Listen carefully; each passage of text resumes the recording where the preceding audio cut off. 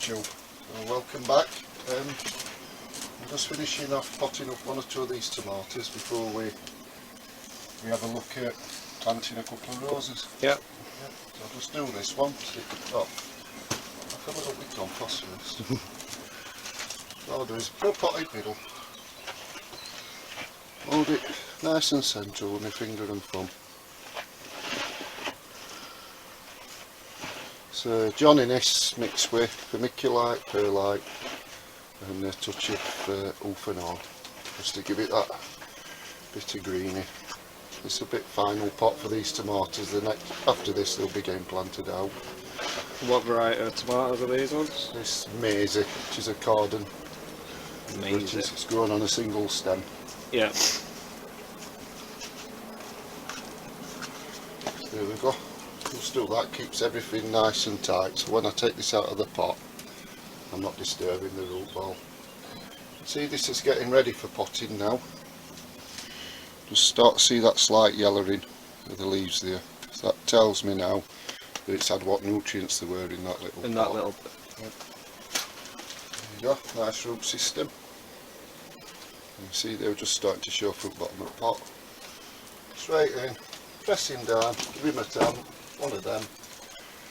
Put a cane in to do something, get top heavy.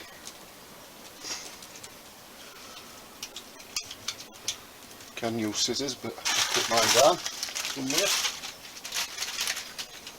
Right end of your string.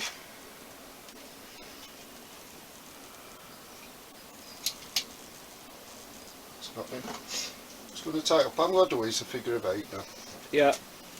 So we'll go out back of that cane, cross so my string crosses. That'll just stop it, any friction, any rubbing between the tomato and the cane. And obviously this string will not cut into its stem either. Yeah, so as it gets thicker it'll just... Yeah, that's it, that'll just expand out with the growth of the tomato. But it won't come to that because they're only going to be in there, what now, 5 weeks? Yeah. So you can water over the top when they're in a pot this size. Always give them a good water, just to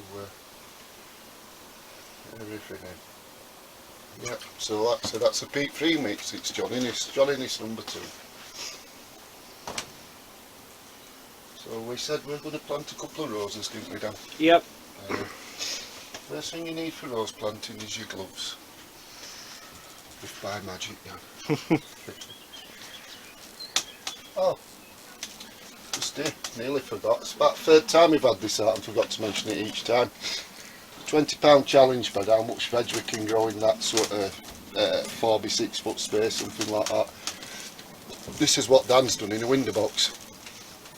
All cut and come again stuff, so you can keep cropping it. So you can cut all them saddle leaves, keep watering it, up they'll pop again. You've got beetroot leaves in there, you've got mazuna, there's all sorts of stuff in there. Nice little variety. Yep, yep. Nice little side salad, isn't it, that, for having a nice bit of steak. Not that we get a lot of that in our house, but... Right, let's go and have a look at these roses. Just one or two things to mention on this.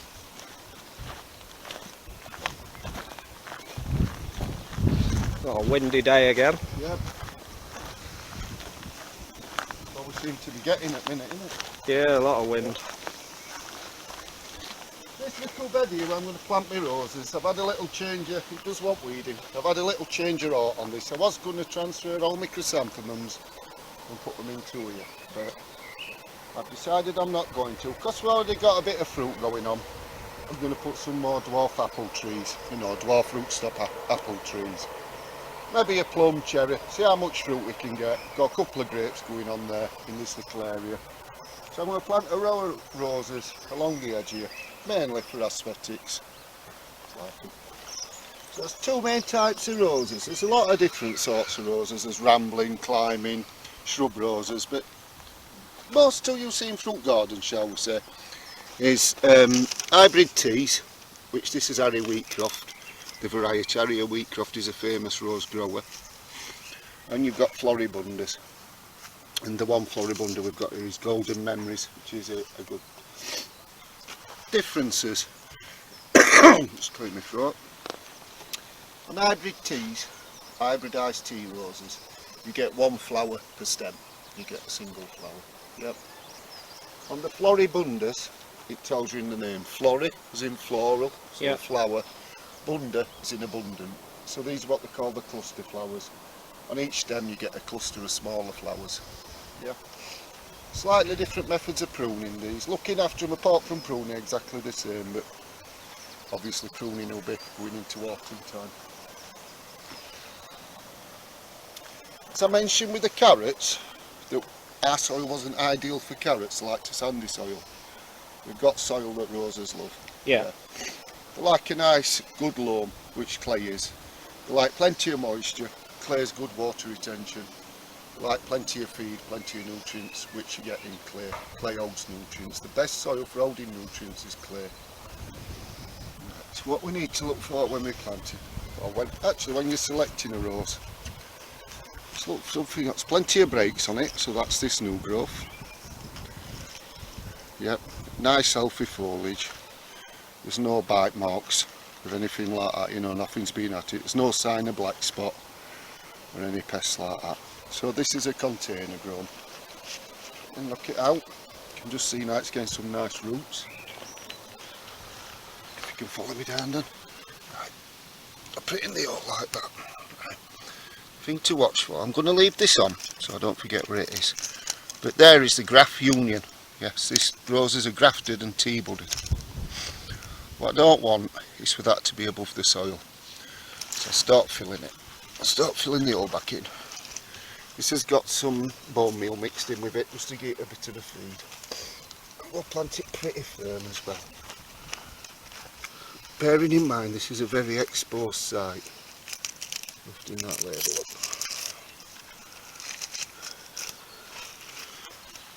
With these being a big woody root, don't be scared to really firm it in. Yeah. It's not like planting a dahlia, right? Yeah. And what's the reason for coming above the graft? Yeah. Right, the reason for that is one of the most damaging things with roses is windrock. Yeah. Yeah. And it can snap. If you leave that graft union above soil, you can snap it quite easily. Right, okay. And it can disturb the roots. Why we plant them firmly is we're trying to avoid that windrock, because once the wind starts moving that plant, it's moving the roots. Once that happens, it's going to die on you. Yeah. You know, it's not sitting properly in the soil anymore. Right it nice and tight. The bone meal, because these are going away nicely, they're in a container, I've added some feed. If these were field grown, i.e. bare roots, I wouldn't put any feed at all in, because what I won't want to do is encourage this top growth at the expense of the roots taking hold. So I'd wait until I naturally saw some growth coming, and I'd add my feed to the roses. The Floribunda, as you can see, the form of the rose is very different from an hybrid tea to a Floribunda. So again, making sure we've got all them air pockets out. You can see there's nothing, this is, you know, garden soil what you get anywhere in this area. There's nothing special about it. If you've got some manure, organic matter to hand, after you've watered these, give them a mulch. That always helps roses. Make sure it's really firmed in. They're half a spade apart, which are quite tight, but they'll be fine then.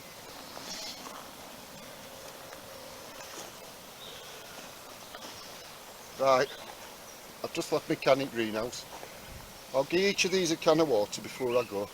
When you planted them, you want to be watering these every other day. Yeah, you do need water. When they're getting established, shrubs, trees need water. So they've got the feet in ground, as it were. So then I'll just be looking for some new growth coming, you know, for this growth to extend. Yeah. And I'll cut my watering down to where you don't even need to water unless they start wilting on you, which you don't often see with shrubs. Pests and diseases. Well, you always say with roses, there's a job to do every week, 12 months a year with them, but black spot's a bit of a problem. again, it's only aesthetic, which is you get big black spots on the leaves, which strangely enough you never used to get, especially around here when we had heavy industry, because when there were more pollution in the air there were more sulphur, and sulphur stopped black spot. So you know, that's a bit of a strange one. It's turns it on its head a bit, that one. Rose replant disease, that is one that can affect. So if either of these roses don't take on me, if one dies, I'd be very weary of planting another rose there, because there's a replant disease with roses. Yeah. Which roses, apples, they're all in the same family. The cousins, brothers, sisters, whatever you want to call them, they're all Rosaceae. So anything that's in that family, avoid planting where a rose has been, and vice versa. Yeah. You do get, odd case, you get other things like fire blight, but you don't seem to hear that as much nowadays around here as what it were at one time. It was quite rife. And then it's just general keeping on top of them, spraying for aphids, such as that. Feeding wise, right, what you don't have to do, a little tip if you like, you don't have to be buying rose food and tomato food. You have the same food, they want the same high potassium. Yeah. So if you've got tomarite and that sort of thing for your tomatoes, by all means water that in with your roses. I see that growth coming once a week in summer. Yeah. And yeah, what we'll do is we'll follow these through, that's them planted, and as they grow and move on we'll show you more tips, and I'll show you how to, like I said, we've missed the boat this year, but I will show you the proper way to prune a rose to get really the best out of it, which this one needs it. Oh, it definitely will, a bit more than what the hybrid tea does. I think that's it then for these, for now. Like I said, plenty of water and nice little short one on roses. And yep. So we'll just follow them through and see how they go. yeah, Alright. that's great. Yep, see you Sunday. See you Sunday. Thank you. Hiya YouTube, a quick PS, totally went out my head, forgot to mention. This Sunday coming at 10:30 while 11, everything working, we're going to do a live question and answer, linking up as Facebooks and as YouTube. So if you've anything you want to ask us, anything at all to do with gardening, drop it in, send us a message, whatever means you use on social media, and we'll have a look at it. See you again now, bye. See you later.